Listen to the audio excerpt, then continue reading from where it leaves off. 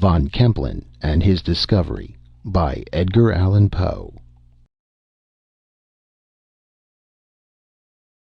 After the very minute and elaborate paper by Arago, to say nothing of the summary in Stillman's journal, with the detailed statement just published by Lieutenant Maury, it will not be supposed, of course, that in offering a few hurried remarks in reference to Von Kemplen's discovery I have any design to look at the subject in a scientific point of view. My object is simply, in the first place, to say a few words of Von Kemplen himself, with whom some years ago I had the honor of a slight personal acquaintance, since everything which concerns him must necessarily at this moment be of interest, and in the second place to look in a general way and speculatively at the results of the discovery. It may be as well, however, to premise the cursory observations which I have to offer by denying very decidedly what seems to be a general impression, gleaned as usual in the case of this kind from the newspapers, viz., that this discovery, astounding as it unquestionably is unanticipated.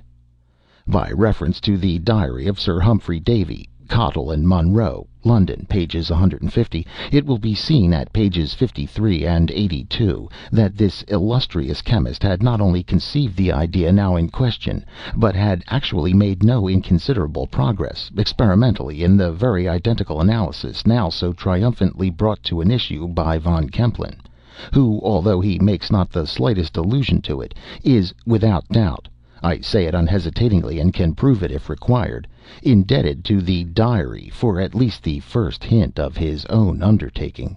The paragraph from the Courier and Enquirer, which is now going the rounds of the press, and which purports to claim the invention for a Mr. Kissam of Brunswick, Maine, appears to me, I confess, a little apocryphal, for several reasons, although there is nothing either impossible or very improbable in the statement made. I need not go into details. My opinion of the paragraph is founded principally upon its manner. It does not look true. Persons who are narrating facts are seldom so particular as Mr. Kissam seems to be about day and date and precise location. Besides, if Mr. Kissam actually did come upon the discovery he says he did at the period designated, nearly 8 years ago, how happens it that he took no steps on the instant to reap the immense benefits which the merest bumpkin must have known would have resulted to him individually, if not to the world at large, from the discovery? It seems to me quite incredible that any man of common understanding could have discovered what Mr. Kissam says he did, and yet have subsequently acted so like a baby, so like an owl, as Mr. Kissam admits that he did. By the way, who is Mr. Kissam? And is not the whole paragraph of the Courier and Enquirer a fabrication got up to make a talk? It must be confessed that it has an amazingly moon-hoaxy air. Very little dependence is to be placed upon it, in my humble opinion. And if I were not well aware from experience how very easily men of science are mystified on points out of their usual range of inquiry, I should be profoundly astonished at finding so eminent a chemist as Professor Draper discussing Mr. Kissam's, or is it Mr. Quizam's, pretensions to the discovery in so serious a tone. But to return to the diary of Sir Humphrey Davy. This pamphlet was not designed for the public eye, even upon the decease of the writer, as any person at all conversant with authorship may satisfy himself at once by the slightest inspection of the style. At page 13, for example, near the middle, we read in reference to his researches about protoxide azote. In less than half a minute, the respirations being continued diminished gradually and were succeeded by analogous to gentle pressure on all the muscles. That the respiration was not diminished is not only clear by the subsequent context, but by the use of the plural were. The sentence, no doubt, was thus intended: in less than half a minute, the respiration being continued, these feelings diminished gradually and were succeeded by a sensation analogous to gentle pressure on all the muscles. 100 similar instances go to show that the manuscript so inconsiderately published was merely a rough notebook meant only for the writer's own eye. But an inspection of the pamphlet will convince almost any thinking person of the truth of my suggestion. The fact is, Sir Humphrey Davy was about the last man in the world to commit himself on scientific topics. Not only had he a more than ordinary dislike to quackery, but he was morbidly afraid of appearing empirical, so that, however fully he might have been convinced that he was on the right track in the matter now in question, he would never have spoken out until he had everything ready for the most practical demonstration. I verily believe that his last moments would have been rendered wretched could he have suspected that his wishes in regard to burning this diary, full of crude speculations, would have been unattended to, as it seems they were. I say his wishes, for that he meant to include this notebook among the miscellaneous papers directed to be burnt, I think there can be no manner of doubt. Whether it escaped the flames by good fortune or bad yet remains to be seen.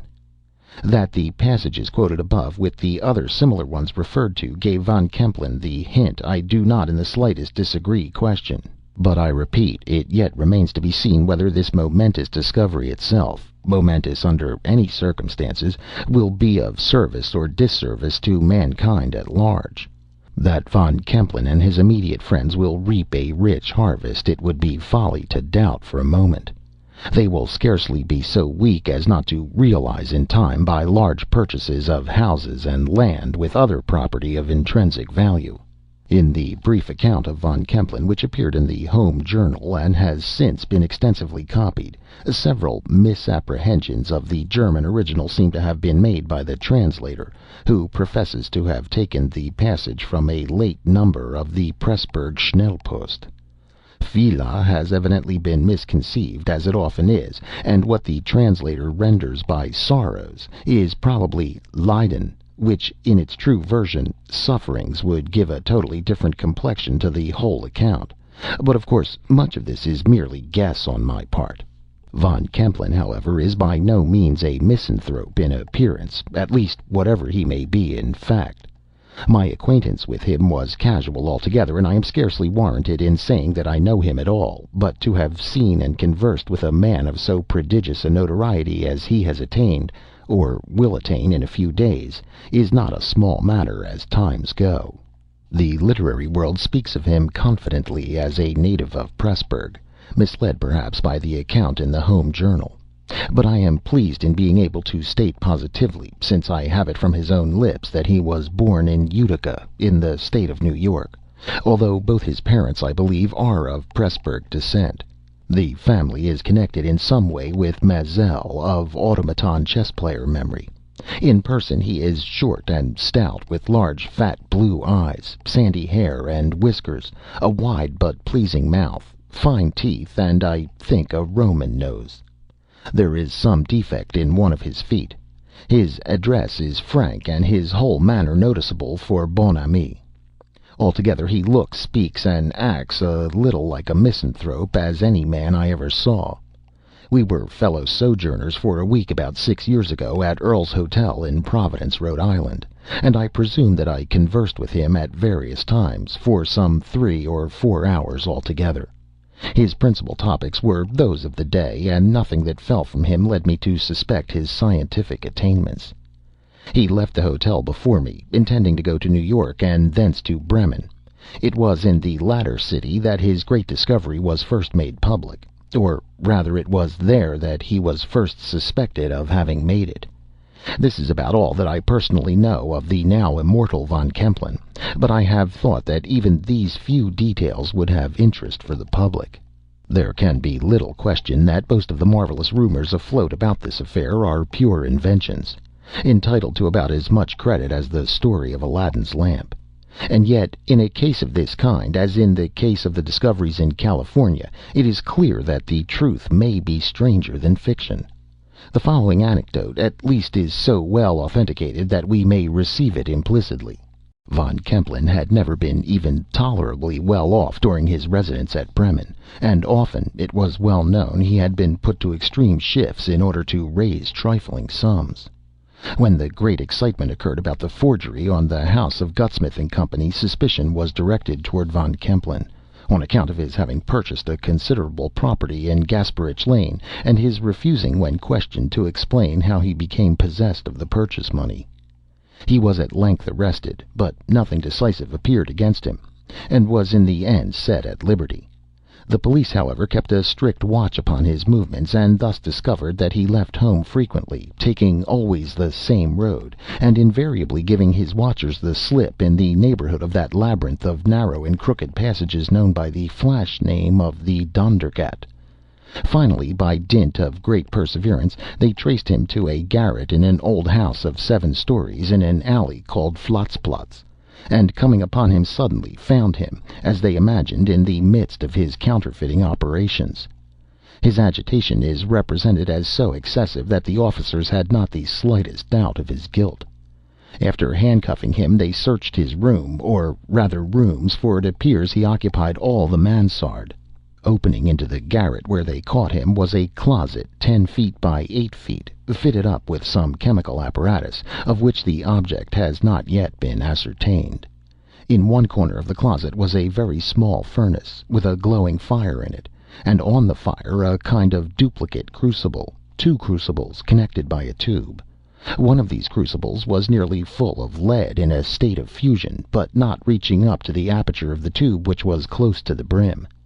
The other crucible had some liquid in it, which, as the officers entered, seemed to be furiously dissipating in vapor.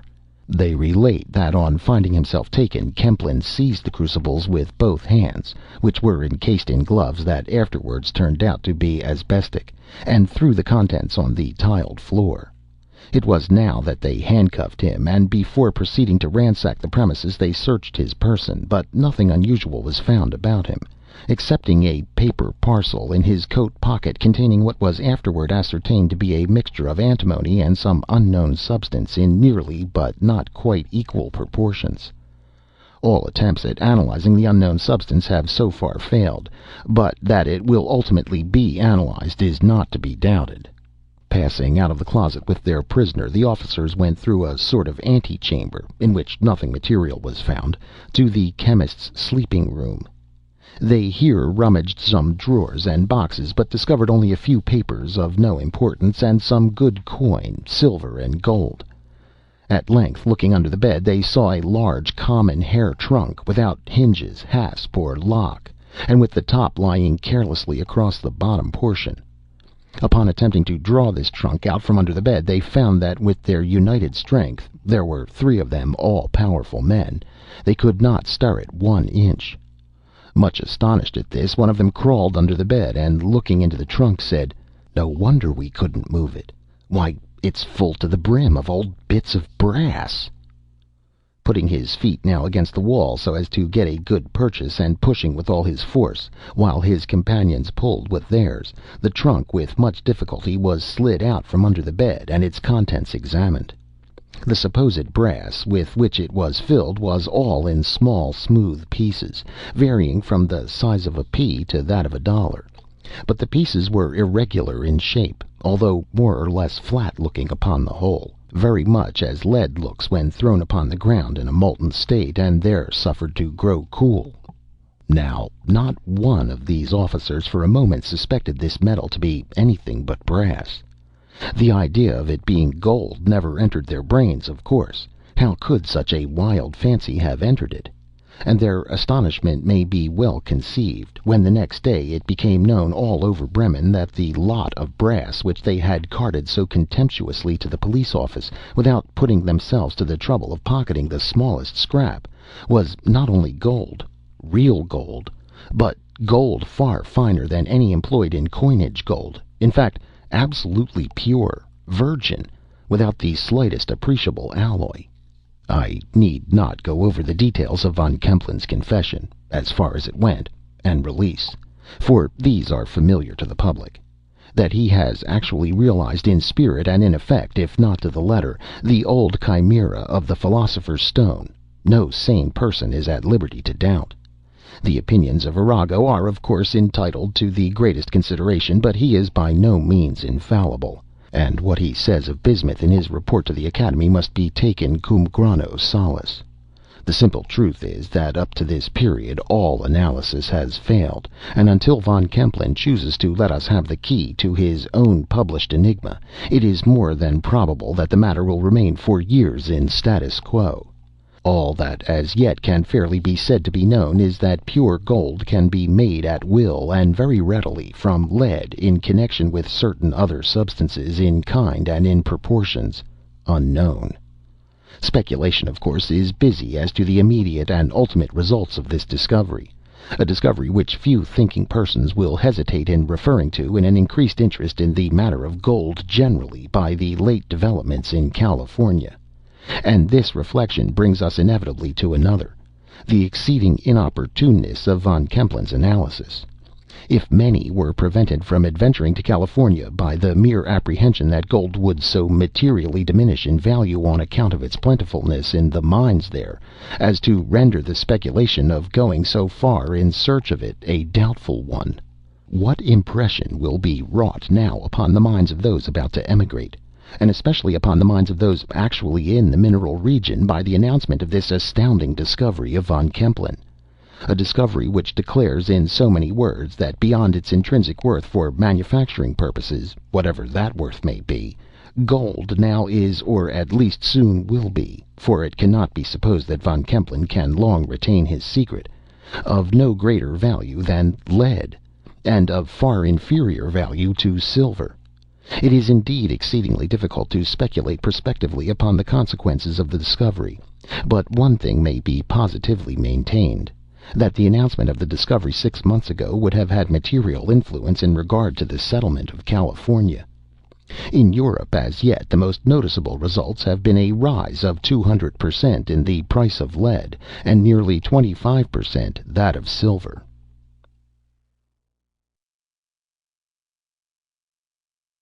End of Von Kempelen and